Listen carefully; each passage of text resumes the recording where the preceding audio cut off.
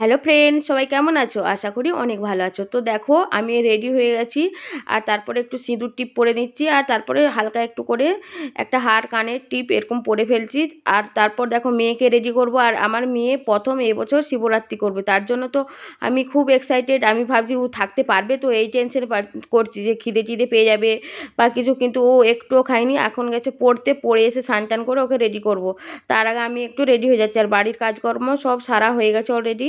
আর কানেরগুলো পরছি, আর আমাকে সবসময় আমি এই সকল পরে থাকিনি, কোথাও গেলে একটু আধটু পরলাম, অবশ্যই খুলে দিলাম। আর এইটা একটা সুতির শাড়ি মা দুর্গাপুজোর সময় দিয়েছিল, তো আজকেই ভাবলাম পরি। আর অন্য সময় তো মানে পরি, মানে লাল সাদা শাড়ি পরি। আমি বলি না, আজকে একটু একটু অন্যরকম পরি। আর আমার মেয়েকে এইটা আগের বছর জন্মদিনে কিনে দিয়েছিলাম, তো সেই জামাটাই লেহেঙ্গাটাই আজকে পরালাম।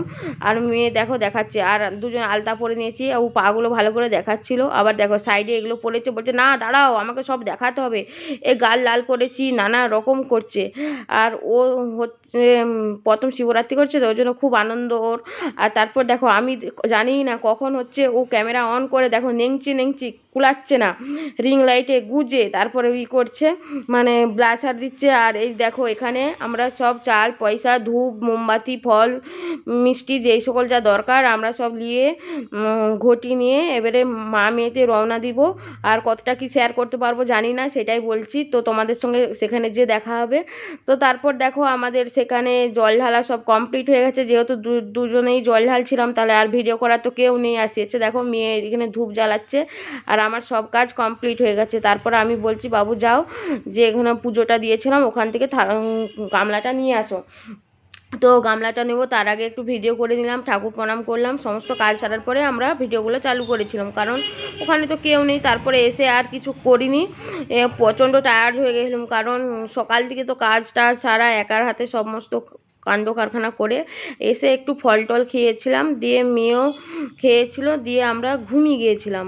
তখন 1টা 1:30টা বাজছে, একটু ফোন দেখছিলাম সত্যি কথা, তারপর ঘুমিয়ে গিয়েছিলাম। তো বাড়ি এসে আর এইগুলো হচ্ছে সন্ধ্যেবেলা খাবার করছিলাম। দেখো ঘুগনি করেছি, মটর আগের দিনেই ভিজিয়ে রেখেছিলাম। আর এখানে দেখো কড়াইশুঁটির কচুরি করব।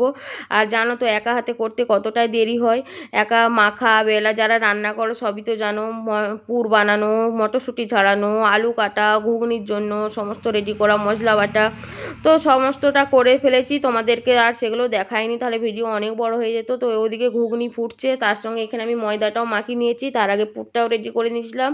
তো পুরগুলো হচ্ছে ঢুকিয়ে ভাজা এবারে আরম্ভ করে দিয়েছি, আর ওদিকে ঘুগনিটা ফুটছে, তারপরে এখনও সিমুই করব। তো এত ফুলছে, তো পুরো আমি আনন্দে আত্মহারা, মানে জিনিস ফুললে ভালো লাগে। আর আমার মোটামুটি রান্নাগুলো খারাপ করি না, ভালোই করি। হ্যাঁ, তারপর দেখো এতই ফুলছে, একটা তো ফেটে গেছিলো, তারপর দেখো সবগুলোই ফুলছে, আর আমার জন্য খুব ভালো লাগছে। আর মোটে 8টাই করেছিলাম কম করে, আর তার বাদে আর কতগুলো 10-15টা লুচিও করেছিলাম। আর এদিকে দেখো সিমইয়ের জন্য দুধ ফুটছে, আর এই যে কচুরি হয়ে গেছে, আর লুচিগুলো করব, আর এখানে বাতাসা দিয়ে করবো। এই দেখো অলরেডি হয়ে গেছে সমস্ত, বেশি কিন্তু করি না, তাই আমরা 2 দিন ধরে খাচ্ছি সত্যি কথা। কারণ পরে তো ভয়েস দিচ্ছি, তার জন্য বলতে পারছি 2 দিন ধরে লেগেছে খেতে, কারণ এতগুলো জিনিস তো আর দুজনে খাওয়া যায়নি। তো মেয়েকে প্রথমে দিচ্ছি, আর আমার মেয়ে কিন্তু 2টো খেয়েছিল, কচুরি 3টে দিয়েছিলাম কিন্তু 2টো খেয়েছিল, আর সিমই খাইনি, বললো মা পরের দিনে খাবো, আর ঘুগনিটা দিয়ে খেয়েছিল এগুলোই।